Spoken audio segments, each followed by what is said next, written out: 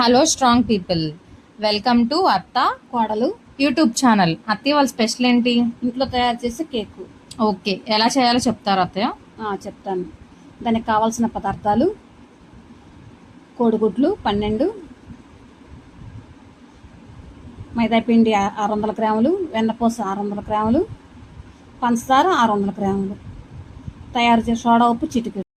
అత్తయ్య, మీ అబ్బాయి వెన్నపూస తినేస్తున్నాడు. పుట్టిన పిల్లాడు కదమ్మా, తిన్నయి. సరే అత్తయ్య, తర్వాత కోడిగుడ్లు అట్లా స్మాష్ చేసేసి గిన్నెలో వేసుకోవాలి.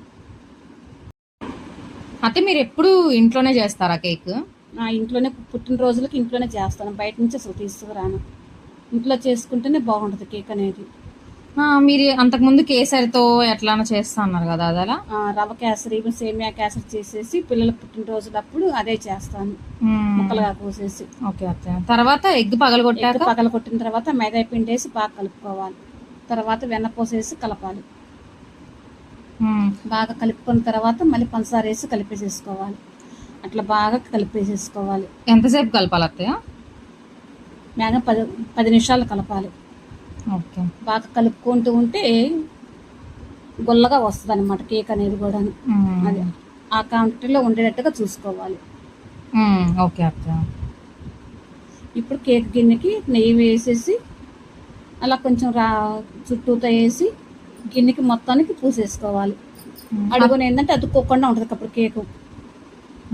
అత్తయ్య, ఈ గిన్నె అందరికి ఉండదు కదా, అప్పుడు వాళ్ళు ఇడ్లీ పాత్రలో ఇసుక పోసేసి ఒక ప్లేట్ పెట్టుకొని ఈ మిశ్రమాన్ని ఒక గిన్నెలో పోసేసి దాని మీద మూత పెట్టుకుంటే 10 నిమిషాల్లో కేక్ అయిపోద్ది. అది కేకులో అట్లా వేసేసుకొని జీడిపప్పు వేసుకుందాం. ఇది కేకు గిన్నె మీద. దాంతోపాటు సెట్టింగ్ అనేది వస్తుంది.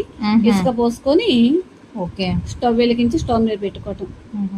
ఇది పొయ్యి మీద పెట్టి దాని మీద కేక్ గిన్నె పెట్టుకోవాలి. ఓకే,